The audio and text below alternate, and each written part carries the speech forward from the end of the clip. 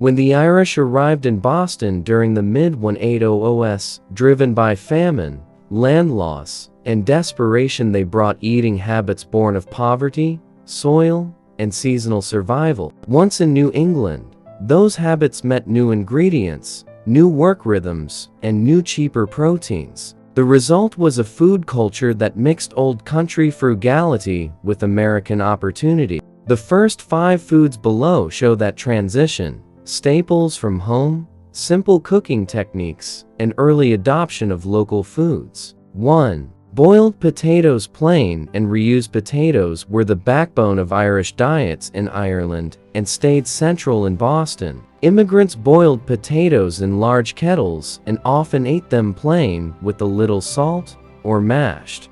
In boarding houses and tenements, leftover potato water was reused to make soups or to soften hard bread. Potatoes were cheap, filling, and available from local markets. They were eaten at every meal when possible. 2. Soda bread. Quick bread, buttermilk based. Unlike wheat loaves that required yeast and long proofing, soda bread made with baking soda and buttermilk was ideal for cramped urban kitchens. It was quick, inexpensive, and kept reasonably well. Irish women baked soda bread on stovetop griddles or in community ovens. In Boston, molasses or a bit of coarse salt sometimes replaced sweeter old country additions. 3. Salted cod. Preserved fish. Salt cod, dried and salted, had long been a part of Atlantic diets. It traveled well and could be rehydrated into stews. Irish cooks in Boston turned salted cod into simple stews with potatoes and onions or fried quick fish cakes. Salt cod was cheaper than fresh fish for a long time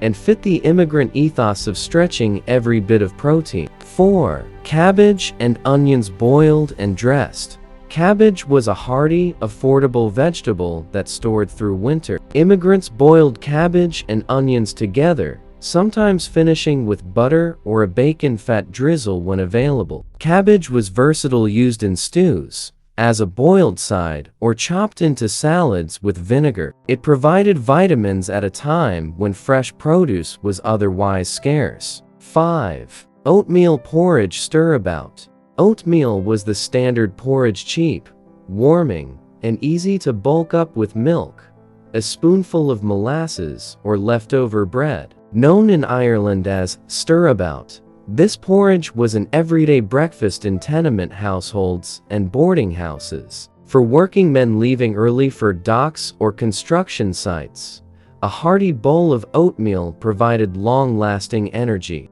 These 5 items show the mix of Irish tradition: potatoes, porridge, and pragmatic Boston adaptations: soda, bread, salt cod. They also reveal how immigrant kitchens functioned: large pots, repeated reuse of liquids, and an ethic of no waste. The foods were humble, but they powered families and laborers across a hard new life in America.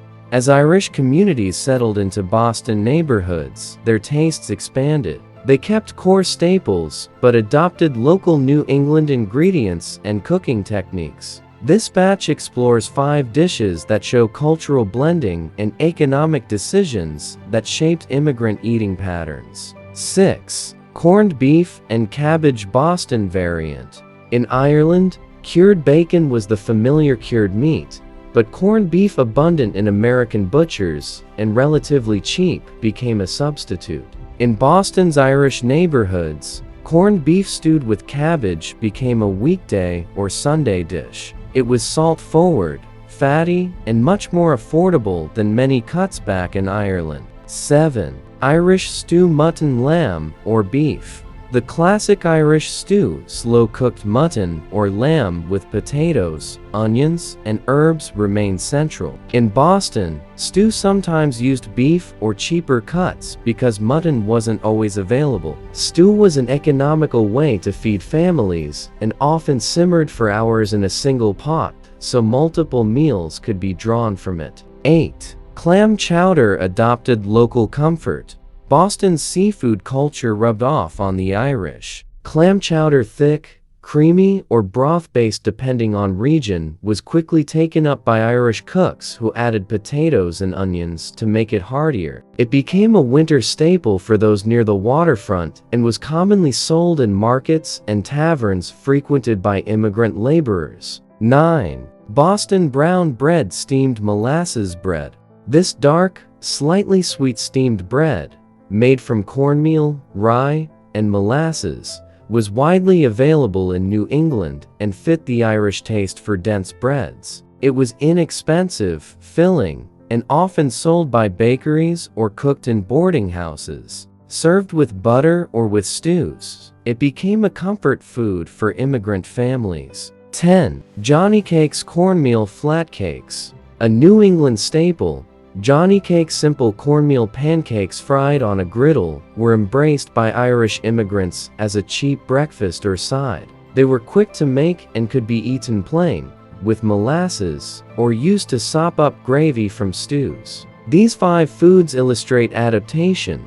Irish immigrants kept the logic of their old kitchen. Simple starches, one-pot cooking, but started using New England staple seafood, molasses, cornmeal, turning them into Newtown favorites that sustained families through low wages and dense living conditions. Beyond the staples, immigrant kitchens in Boston produced a surprising variety of dishes born of thrift, taste, and available supplies.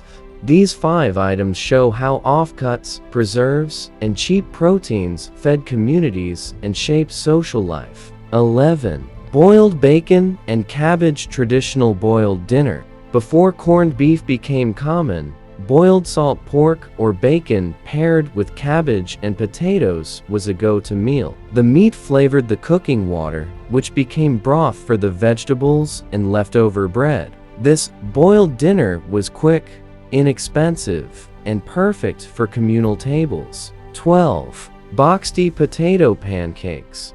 A traditional Irish potato pancake made from grated and mashed potato boxty traveled with immigrants. In Boston tenements, boxty was fried in fat until crisp and served with a little vinegar or sugar. It was a favored way to use leftover potatoes and was popular with children. 13. Colcannon potatoes and greens. Colcannon mashed potatoes with chopped kale or cabbage was a filling side dish that required minimal ingredients. In Boston, kale was sometimes replaced by cabbage or chard. This dish was both holiday comfort and everyday sustenance. 14. Fish cakes. Cod cakes using salted cod or fresh fish. Cooks mixed flacked fish with mashed potatoes, formed patties, and fried them into fish cakes.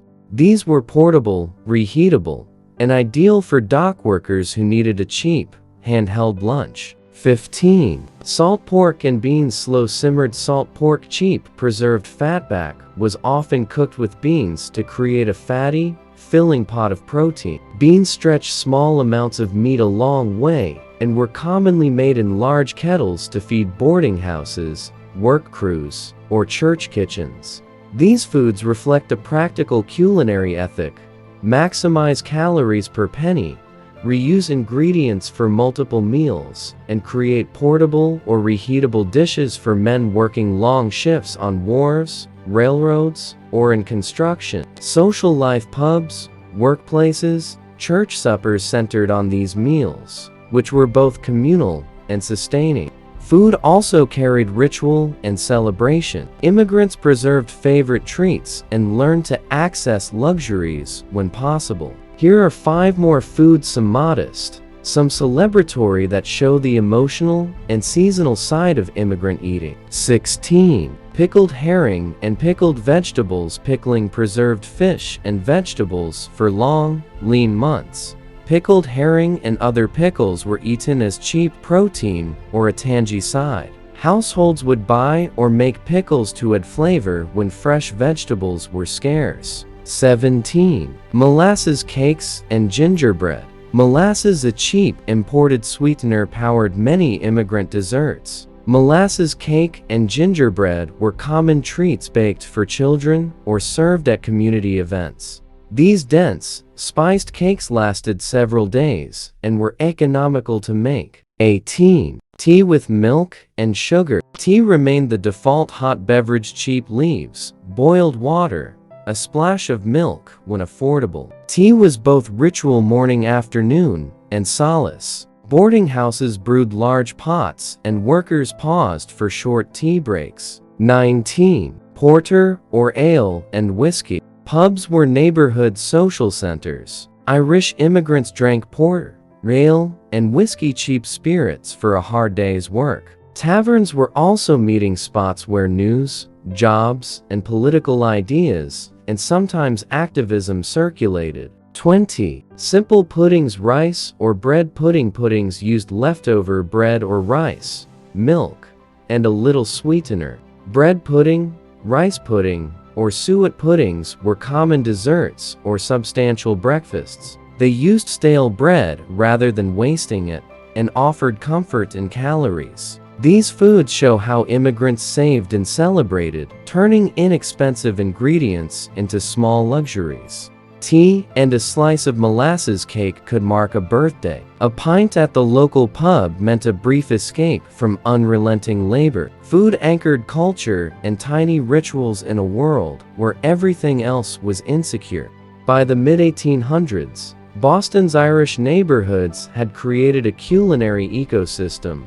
Markets that sold salted fish, molasses, potatoes, and cheap cuts. Boarding houses that turned those elements into daily sustenance. Taverns and church kitchens that fed thousands during hard times. The final 5 foods below highlight both survival tactics and signs of cultural persistence. 21. Peas porridge. Split pea soup. Thick pea pottage made from split peas, onion, and sometimes a bone was inexpensive and high in protein. It could simmer all day, feed many, and be reheated without losing nutrition. Common in communal kitchens and board houses, peas pottage was a staple when meat was scarce. 22. Apple dessert. Stewed apples and apple pies. Apples stored well in New England and became a key fruit for immigrant families. Stewed apples sweetened with molasses or simple apple pies were modest celebrations of harvest season and a way to stretch fruit throughout winter. 23. Fried bread. Fried slices of bread or dough,